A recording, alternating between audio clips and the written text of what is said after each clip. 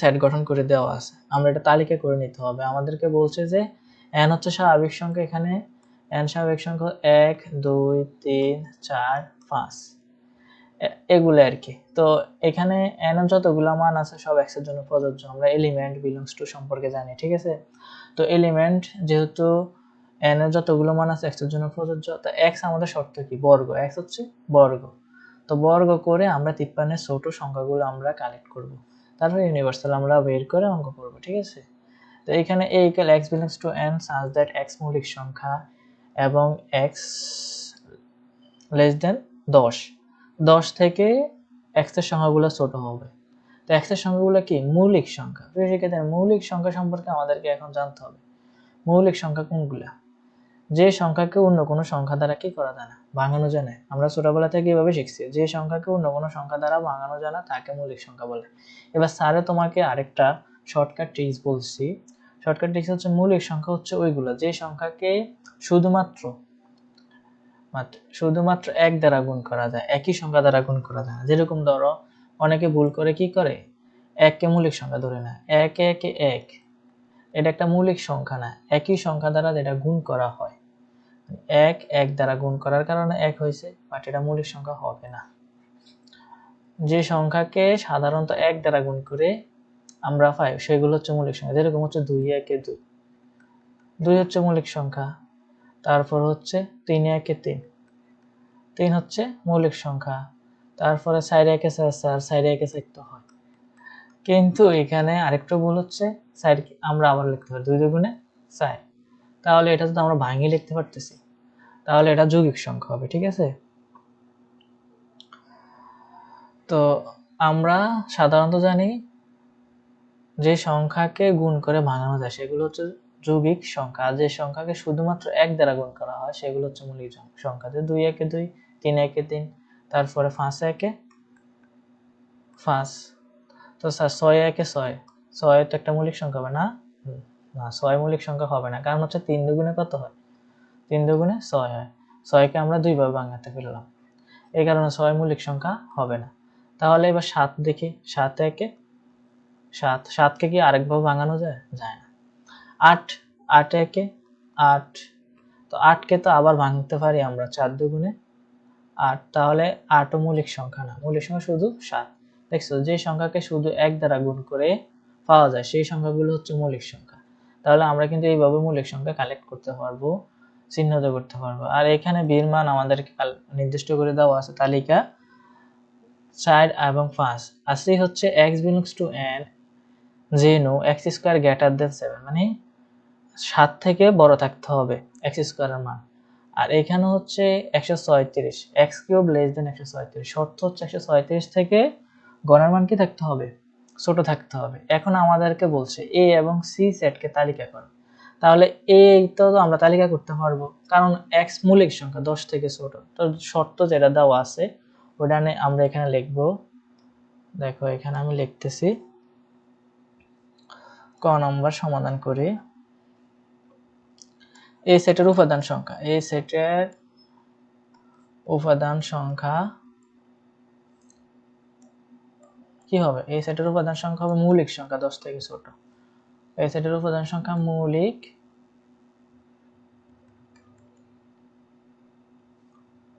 সংখ্যা 10 থেকে ছোট, 10 থেকে ছোট।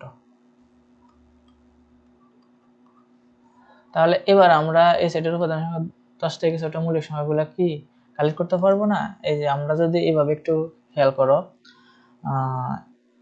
যদি আমরা এই সমান,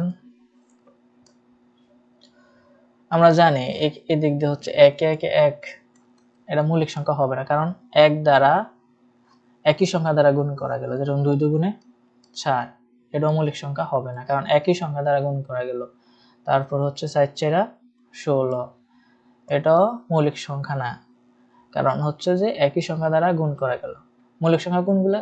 যেগুলো শুধুমাত্র এক দ্বারা গুণ হয়, একই রকম না, যেরকম 2 একে 2, 3 একে 3, তারপর হচ্ছে তোমার 5 একে 5, শুধু একবার গুণ করা গেল। 5 কে কি আমরা ভাঙাতে পারি? আর ভাঙানো যায় না 5কে।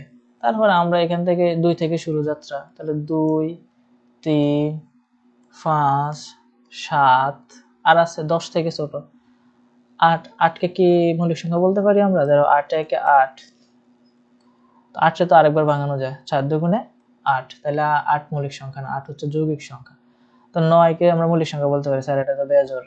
হ্যাঁ, বুদ্ধি করে বেজোড় সংখ্যা মৌলিক সংখ্যা ধরে নিব, তাইলে আমরা ভুল রাস্তায় আছি। 3 তারিখে 9, এটাও মৌলিক সংখ্যা না, এটা হচ্ছে যৌগিক সংখ্যা। দেখছো, যে সংখ্যাকে একাধিকবার, এই 9কে আমি 2বার ভাঙাইতে পারছি, 9 একে 9, 3 তারিখে 9। আবার 8কে আমি 2বার ভাঙাইতে পারছি, 8 একে 8, 4 দুগুণে 8। তাহলে এগুলো যৌগিক সংখ্যা। আর মৌলিক সংখ্যা কোনগুলো? যেগুলো মাত্র একবার ভাঙানো গেল, 2 একে 2, 3 একে 3, 5 একে 5। আর 1 কেন মৌলিক সংখ্যা আসবে না? একই রকম সংখ্যা দ্বারা গুণ করলে ওটা মৌলিক সংখ্যা না, ঠিক আছে? একই কারণে মৌলিক সংখ্যা হবে না। অনেকেই স্টুডেন্ট ভুল কইরা তোমার 1 থেকে শুরু করে মৌলিক সংখ্যা। তো আশা করি প্রিয় শিক্ষার্থীরা তোমরা এই বিষয়টা বুঝতে পারছো। তো এবার আমরা কি করব?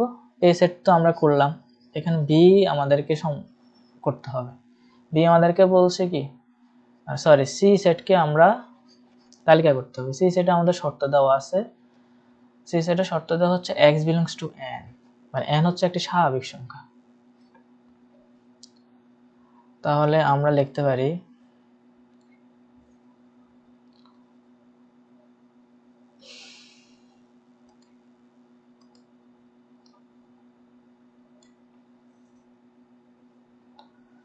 সি সেটের উপাদান সমূহ, সি সেটের উপাদান সমূহ স্বাভাবিক সংখ্যা, উপাদান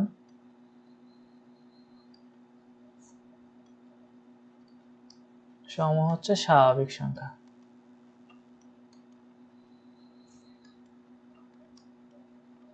স্বাভাবিক সংখ্যা কি?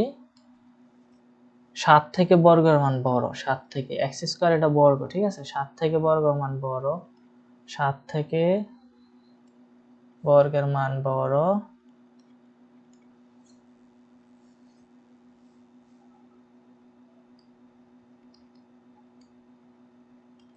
এবং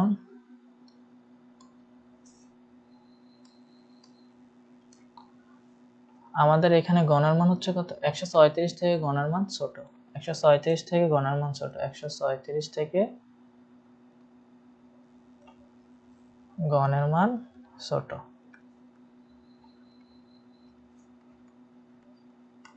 তো সেক্ষেত্রে আমরা এখানে বর্গ কেন বললাম আর গণ কেন বললাম সেটা তো হচ্ছে একটু বোঝানোর ব্যাপার। এখানে দেখো সি সেটের উপাদান সমূহের মধ্যে যে শর্তটা আমাদের দেওয়া আছে, x belongs to n, n স্বাভাবিক সংখ্যা। তো 7 থেকে x স্কয়ার মানে বর্গ, is 2 মানে বর্গ, মানে 7 থেকে বর্গের মান বড়, এবং কিউব মানে ঘন, 3 মানে ঘন, 136 থেকে ঘনের মান ছোট। তাহলে আমাদের শর্তটা আমরা কিন্তু খুব সুন্দরভাবে কালেক্ট করে লিখছি। এখন আমরা খুব সহজে কিন্তু সমাধান করতে পারি। তাহলে আমরা n স্বাভাবিক সংখ্যা ধরে নেই। n স্বাভাবিক সংখ্যাগুলো হচ্ছে 1 2 3 4 5 6 7 পর্যন্ত নিলাম, ঠিক আছে? এবার আমাদের যেহেতু বলছে x বিলংস টু n, তাহলে আমরা সর্বপ্রথম n এর মান কত আছে? 1। তাহলে আমরা লিখতে পারি x is equal to 1 হলে, স্যার এতটুকু পর্যন্ত লিখলাম, এর ফলে তার লিখতে পারতাম না। আমাদের লেখার একটা সহজ কৌশল এবং মাধ্যম হচ্ছে আমাদের প্রশ্ন থেকে আমরা লিখব। এখানে x স্কয়ার আছে, তো দেখছো এখানে x স্কয়ার আছে না? x স্কয়ারটা আমরা এখানে বসাবো। এবার x equal to 1 হলে x স্কয়ার। এবার স্যার কি করব? স্যার এবার আমাদের x এর মান কত? 1 আছে এখানে, ঠিক আছে? x এর মান এবার এখানে 1 আছে না? এই 1টা আমরা এখানে বসাবো। তো এবার স্যার কি করব? এবার আমাদের কাজ হচ্ছে গুণ করা, একে একে 1, একে একে 1 করলাম। এবার স্যার আমরা কি করব? এবার হচ্ছে আমরা আবার প্রশ্নের মধ্যে যাব, ঠিক আছে? আমাদের প্রশ্নের মধ্যে কি আছে? প্রশ্নের মধ্যে আছে আমাদের গ্রেটার দেন 7। তো গ্রেটার দেন 7। এবার স্যার কি করব? এবার আবার প্রশ্নের মধ্যে এবং আছে, আমরা এবং লিখব, ঠিক আছে? এবার আমাদের প্রশ্নের মধ্যে আবার যাই। প্রশ্নের মধ্যে আমরা এখানে কি আছে? x cube. এই x কিউবটা আমরা লিখব এখন। এই প্রশ্ন থেকে চাইছে কিন্তু আমরা খুব সুন্দরভাবে অঙ্কগুলো দিতে পারি। আমরা যেহেতু সামনে আসছে এক্সাম, একটু কষ্ট করে মনোযোগ সহকারে ক্লাসটি দেখো, উপকৃত হবা, ঠিক আছে? সারাদিন সারা বছর তো দুষ্টামি করছে, এখন একটু দুষ্টামি কম করো। তো এখানে লেস দেন হচ্ছে কত? লেস দেন হচ্ছে 136। তো প্রিয় শিক্ষার্থীরা এইখানে এবার আমাদের কাজ হচ্ছে দেখো শর্ত আমাদেরকে বলছে 7 থেকে 1 মান বড় থাকতে হবে, তাহলে ইজ নট 136 থেকে x ছোট, তাহলে এটা ঠিক আছে। এবার আবার ধারাবাহিকভাবে x = 2 হলে x স্কয়ার সমান 2 স্কয়ার 2 দুগুণে 4 7 এবং x কিউব 2 কিউব 2 দুগুণে 4 4 দুগুণ হচ্ছে 8। আবার x = 3 হলে x স্কয়ার 3 স্কয়ার 3 3 9 7 থেকে 9 বড় এবং x কিউব, এটা করো না 3 3 9, এই আমি আমার অনেক স্টুডেন্ট দেখছি যে জাস্ট কি করে 3 এর সাথে 3 গুণ দিয়ে এখানে 9 বসায় দেয়, এখানে এভাবে বসাবে না। 3 3 9 3 9 হচ্ছে 27 136। তার পরবর্তীতে হচ্ছে x = 4 হলে x স্কয়ার 4 4 হচ্ছে 16। আচ্ছা প্রিয় শিক্ষার্থী 7 থেকে 4 কি বড়? বড় না, তো এটা ইজ নট। 7 থেকে 9 বড়, ঠিক আছে। এবার এবং x কিউব, এটা আবার কি করব? 3 ছেড়া 12 না, 4 ছেড়া 16, 4 16 হচ্ছে 64, ঠিক আছে। 3 ছেড়া 12 বসাবা না। x = 5 হলে x স্কয়ার, এর মান 5 দুগুণে 10, 5 5 25, 5 দুগুণে 10 না, এবং x কিউব 5 5 25, 5 25 হচ্ছে 125, তো 136। তো আমরা আরো একবার যাই, x = 6 হলে x স্কয়ার 6 স্কয়ার 6 6 36 7 এবং x কিউব = 6 কিউব 6 6 37 6 37 এ 216। তাহলে 136 থেকে 216 ছোট?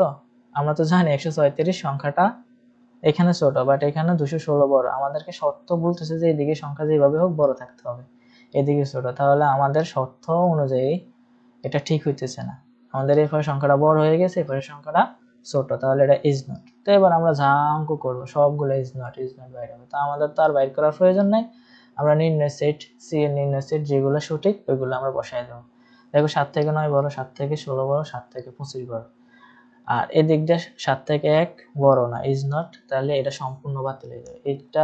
এটা সম্পূর্ণ বাতিল, এটা সেট হিসেবে গণ্য করা হবে না। আবার x = 2 হলে এখানে 7 থেকে 4 বড় হওয়ার কথা, বাট ছোট, তাই এটার কারণে এটা সম্পূর্ণ বাতিল হয়ে যাবে, ঠিক আছে।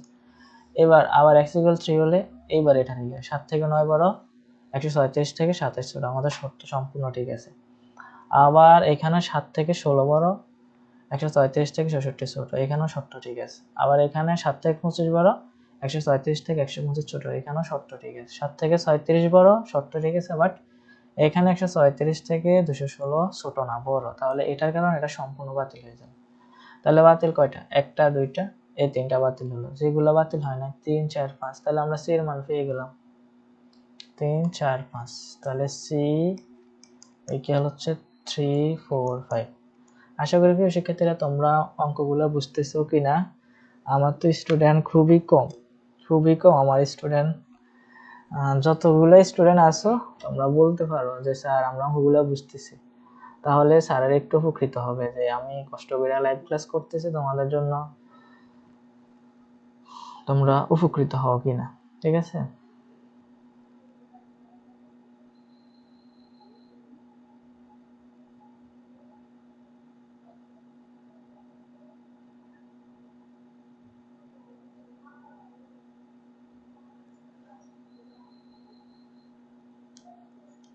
তাহলে স্যারের একটু উপকৃত হবে যে আমি কষ্ট করে লাইভ ক্লাস করতেছি তোমাদের জন্য, তোমরা উপকৃত হও কিনা, ঠিক আছে।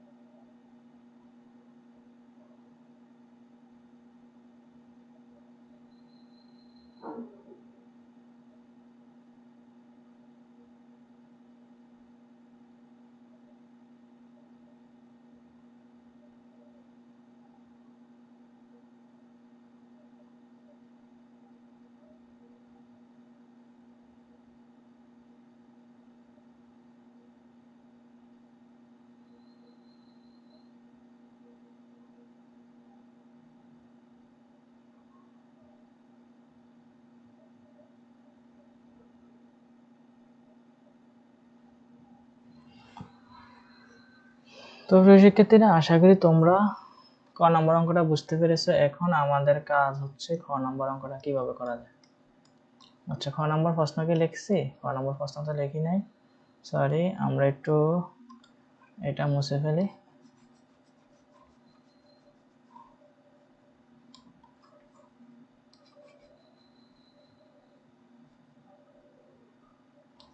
আমাদের খ নম্বর প্রশ্নটা কি দেখি। খ নম্বর প্রশ্নটা হচ্ছে যে প্রমাণ করো যে, খুব সহজ অঙ্ক, কঠিন না। বলছে খ নম্বরে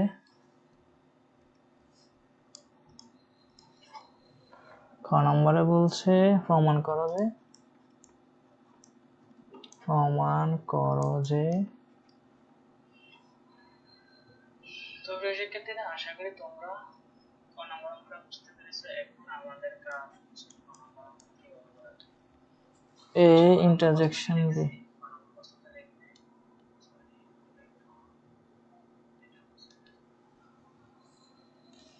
A intersection B union B union C equal হচ্ছে A union B intersection C।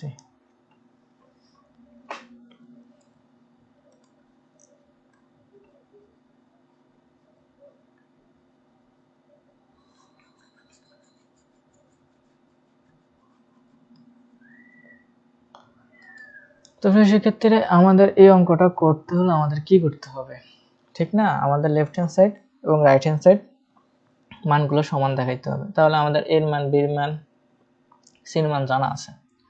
তো আমরা ক হতে পাই এর মান লিখে ফেলি। ক হতে এর মান কি পেয়েছিলাম? ওই যে মৌলিক সংখ্যাগুলো পেয়েছিলাম, ঠিক আছে। এর মান পেয়েছিলাম তোমার 2, 3, 5, 7। আর বির মান তো দেওয়াই আছে, বির মান হচ্ছে 4, 5। আর সির মান তো আমরা বাইর করলাম, সির মান বাইর করছিলাম কত? 3, 4, 5। 3, 4, 5। তো এবার আমাদের কাজ হচ্ছে যে আমাদের ফার্স্ট ব্র্যাকেট, এখানে left hand side right hand side সরাসরি না, আমাদের ফার্স্ট ব্র্যাকেটে যেগুলো আছে, A intersection B, B union C, A union B. এখন আমাদের সর্বপ্রথম শুধু ফার্স্ট ব্র্যাকেটের কাজগুলো করবো, তারপর খুব সহজে দেখবে যে অঙ্ক left hand side right hand side মিলে গেল। মানে এত সহজ অঙ্ক তোমরা কল্পনার বাইরে, যে তোমরা মনে করবে যে খুবই কঠিন। মানে যে কোনো অঙ্কে তোমরা মনে করো কঠিন, বাট অঙ্ক কোনো কঠিন বিষয় না। অঙ্ক জাস্ট মনোযোগ সহকারে ক্যালকুলেশন বুঝলে, নিয়ম বুঝলে খুবই সহজ। তাহলে সর্বপ্রথম আমরা এ ইন্টারসেকশন বি কাজ করি, কারণ আমাদের এখানে এ ইন্টারসেকশন বি আছে। এর মান হচ্ছে 2, 3, 5, 7। ইন্টারজেকশন বি এর মান হচ্ছে 4 5। তাহলে এখানে আমাদের ইন্টারজেকশন মানে কি, কমন, কোন কোন সংখ্যাগুলো কমন আসবে সেগুলোই আমরা এখন দেখব। এখানে আমাদের কমন হচ্ছে যে কত কমন, শুধু 5 কমনটা, আর তো কোনো সংখ্যাই কমন আসতেছে না, 5 কমন, তো 5। এরপরে বি ইউনিয়ন সি, তাহলে আমরা এখানে এবার বি ইউনিয়ন সি লিখব। সরি, এখানে আবার এগুলো মুছতে হবে। তাহলে বি ইউনিয়ন সি, তার বির মান হচ্ছে 4 5, ইউনিয়ন সি এর মান হচ্ছে 3 4 5। তাহলে আমরা এখানে ইউনিয়ন বলতে সবগুলো সংখ্যা আসবে, মানে সবগুলো আসবে, কোনো সংখ্যা বাদ যাবে না। তাহলে এখানে 3 আসবে, 4 আসবে, 5 আসবে, ঠিক আছে। ইউনিয়ন বলতে আমরা কাপ বুঝি আর কি, সব সংখ্যাগুলো এখানে আমরা রাখতে পারি। তাহলে আমরা A intersection B B union C মান পেয়ে গেলাম, ঠিক আছে। তাহলে আমাদের আর কি মান দরকার, আমাদের আর মান দরকার হচ্ছে A union B, A union B. তাহলে আমরা এ ইউনিয়ন বি এর মানটাও বের করে নেব খুব সহজে।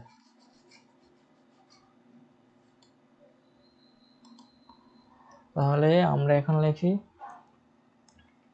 এ ইউনিয়ন বি। তাহলে এর মানটা আমরা জানি কত, 2 3 2 3 5 7। ইউনিয়ন বির মানটা জানি আমরা কত, 4 5, তাই না। বির মান আমরা 4 আর 5 জানি। তাহলে এখানে তো সবগুলো আসবে, তাহলে 2 আসবে, সরি, তাহলে এখানে আসবে 2 আসবে, 3 আসবে, 4 আসবে, 5 আসবে, 7 আসবে।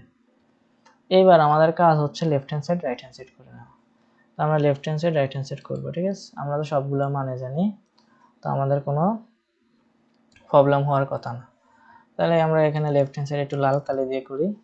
লেফট হ্যান্ড সাইড হচ্ছে যে আমার A union A intersection B, A intersection B union, তারপর হচ্ছে B union C, B union C. তাহলে এই ইন্টারজেকশন বির মান আমরা কি বের করছিলাম, এই ইন্টারজেকশন বির মান আমরা একটু দূর একটু এই ইন্টারজেকশন বির মান শুধু 5, একটা সংখ্যা বের করছি। আর এখানে ইউনিয়ন বি ইউনিয়নের সি এর মান আমরা কি বের করছিলাম, 3 4 5। তাহলে 3 4 5। এবার আমাদের কিন্তু এখানে সংখ্যা কোনগুলো আসবে, মানে সব সংখ্যা আসবে, ইউনিয়ন যেহেতু সবগুলো সংখ্যা এখানে আমাদের গ্রহণযোগ্য আছে। তো 3 4 5। এবার আমাদের রাইট হ্যান্ড সাইডও বাইর করে দেখতে হবে যে আমাদের left hand side right hand সাইডের মান সমান কিনা। তো রাইট হ্যান্ড সাইডের প্রশ্নটা হচ্ছে এমন, A union B intersection C.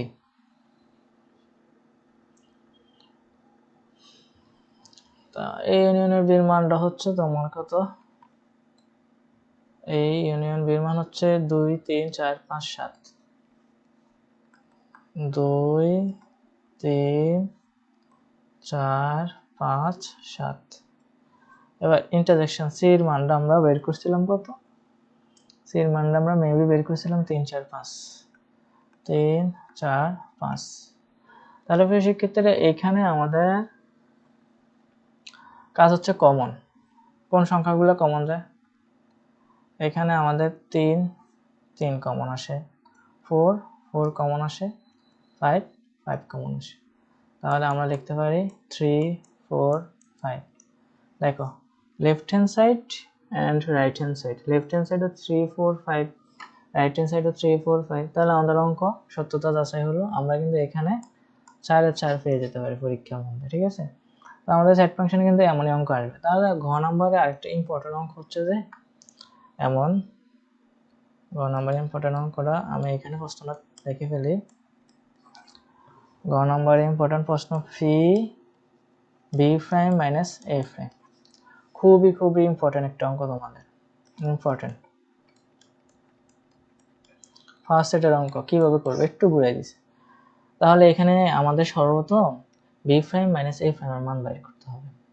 আগে বি প্রাইমের মান তারপর এফ এর মান বাইর করে ফার্স্ট ব্র্যাকেটের কাজ করতে হবে। তো আমরা কিন্তু প্রাইমের মান কিভাবে বাইর করে আমরা জানি, ইউনিভার্সাল দ্বারা কি করতে হয়, বিয়োগ করতে হয়। তাহলে আমাদের কিন্তু আবার কোথায় প্রশ্ন যেতে হবে, ইউনিভার্সালের মান লাগবে আমাদের, ঠিক আছে। তো আমাদের ইউনিভার্সাল কি বলছে, x such that x belongs to n, মানে এগুলা বর্গ সংখ্যা হবে, x স্কয়ার এগুলা বর্গ সংখ্যা। তাহলে x স্কয়ার বর্গ সংখ্যাগুলো আমরা এখন লিখতে পারি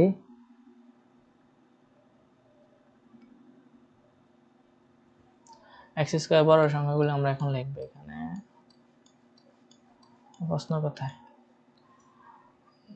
দেওয়া আছে,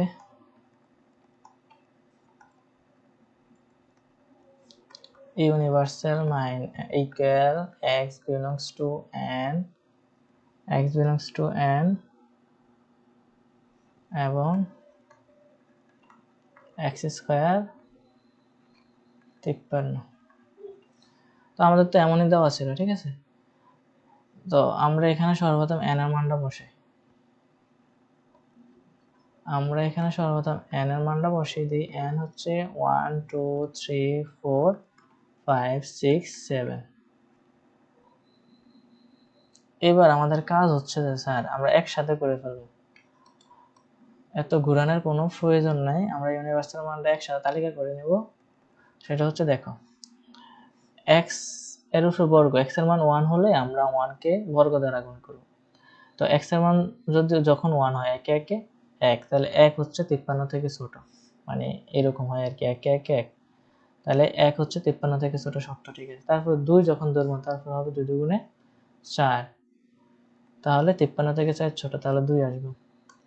এরপর 3 ধরলে 3 থেকে 9 ছোট, 4 4 16 ছোট, 5 5 25 ছোট, 6 6 37 ছোট। সরি আমি কি করতেছি, আমি বর্গ বসাইতেছি, মানে শুধু সংখ্যা বসাবো। তাহলে 3, তারপরে 4, 5 5 25 5, 6 6 37 6, 7 7 49 7 আসবে। তারপরে কি আসবে, 8 8 66। যদি আমি 8 ধরি 8 8 হবে 66, 53 থেকে 66 বড়, তাহলে আমার শর্ত হচ্ছে ছোট থাকতে হবে।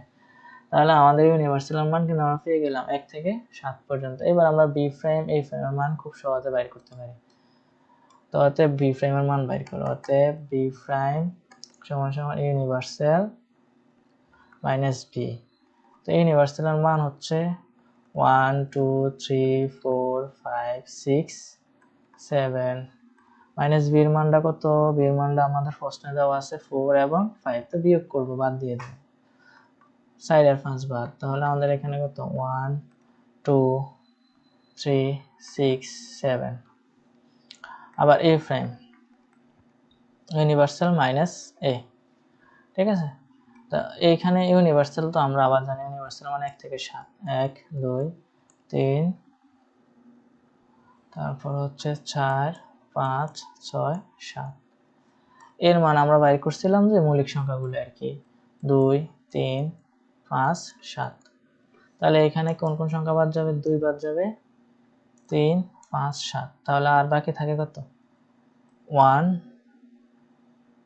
4 6। তাহলে এবার আমাদের কাজ হচ্ছে কি, বি প্রাইম মাইনাস এ প্রাইম, অতএব বি প্রাইম মাইনাস এ প্রাইম, অতএব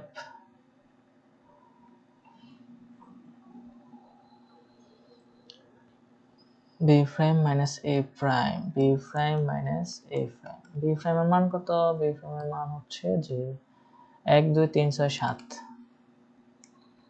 1 2 3 6 7, মাইনাস এ প্রাইমের মান হচ্ছে 1 4 6। এবার আমাদের এখানে বাদ যাবে, যে যে সংখ্যা মিল থাকে, 1 বাদ 6 বাদ, তাহলে আমাদের বাকি রইল 2 3 7 বাকি রইল। 4 এটা টোটালি বাদ, মানে বাদ চিহ্ন বিয়োগ চিহ্নের পাশে যে সংখ্যাটা থাকে এই সংখ্যা টোটালি বাদ থাকে, এই সংখ্যা গ্রহণযোগ্য না। তাহলে আমাদের এখানে আর থাকবে কত, 2 3 7, ঠিক আছে। আমাদের এখানে থাকবে 2 3 7, 2 3 7। আবার যদি প্রশ্ন করে স্যার একে একে বাদ, ঠিক আছে বুঝলাম, 6 6 হচ্ছে বাদ, বুঝলাম, বাট হচ্ছে যে 4 কেন বাদ নাই? 4 এমনি টোটালি বাদ, মানে ঋণাত্মক সংখ্যা টোটালি বাদ থাকে এবং যে সংখ্যাগুলা মিল থাকে ওই সংখ্যাগুলা সাথে বাদ হয়ে যায়। মানে হচ্ছে যে এমন আর কি, আমি যে মরছি বন্ধু তোরে নিয়ে বন্ধু, এই আর কি। তোমার হচ্ছে যে একের সাথে নিয়ে একে নিয়ে মরে গেছে, 6 নিয়ে মরে গেছে, 4 এমনি মরা, বাট এইদিকে তার সঙ্গী পায় নাই, এই কারণে 4 আসে নাই। তো এইদিকে বেঁচে আছে কত, 2 3 7। তাহলে আমরা এবার পাওয়ার সেটের অঙ্ক খুব সহজেই করতে পারি। আমরা কিন্তু গত ক্লাসে পাওয়ার সেটের অঙ্ক তোমাদেরকে শিখিয়েছিলাম। বি প্রাইম মাইনাস এ প্রাইম ইকুয়াল পাওয়ার সেট 2 3 7 কমা, এবার আমরা কি করব, দুইটার মাধ্যমে গুণ করব। প্রথম 2 দ্বারা 3 এর গুণ দাও 2 3, তারপর 2 দ্বারা 7 এর গুণ দাও 2 7, এবার 3 দ্বারা 7 এর গুণ দাও 3 7। এবার আমরা কি করব, সব তো গুণ করা শেষ না, 2 3 7, তারপর 2 3, তারপর 2 7, তারপর 3 7, এবার একটা একটা করে, ঠিক আছে? 2 3 7, তারপর একটা ফাঁকা সেট, তারপর একটা। তো 1 2 3 4 5 6 7 8, এটাই হচ্ছে আমাদের কাঙ্ক্ষিত অ্যান্সার বা নির্ণয় সেট। তো প্রিয় শিক্ষার্থীরা, দেখছো এই সেট ফাংশন কত সহজ। তোমরা পরীক্ষা যদি ভালোভাবে একটা মার্ক নিতে পারো সেট ফাংশন থেকে, তাহলে তোমরা 10 মার্ক হাতে নিয়ে নিছো, আর মাত্র তোমার 13 মার্ক লাগে। তো আমাদের বিপদের বন্ধু পরিসংখ্যান থেকে 10 মার্ক নিলে তোমার আর কত, 20 মার্ক, আর 3 মার্ক বুঝে তোমার এত 2 বছর পড়াশোনা করে 3 মার্ক কালেক্ট করতে পারবে না? খুব সহজ বিষয়। তো আশা করি তোমরা আজকের ক্লাসটি বুঝতে পেরেছো। আমার স্টুডেন্ট জানি না কয়জন ক্লাস করছো, আমি আমার মতন করে ক্লাস করে গেছি। তো সবাই সুস্থ থাকবে, ভালো থাকবা। আল্লাহ হাফেজ। আজকে এখানে সমাপ্ত করা হলো। খুদা হাফেজ।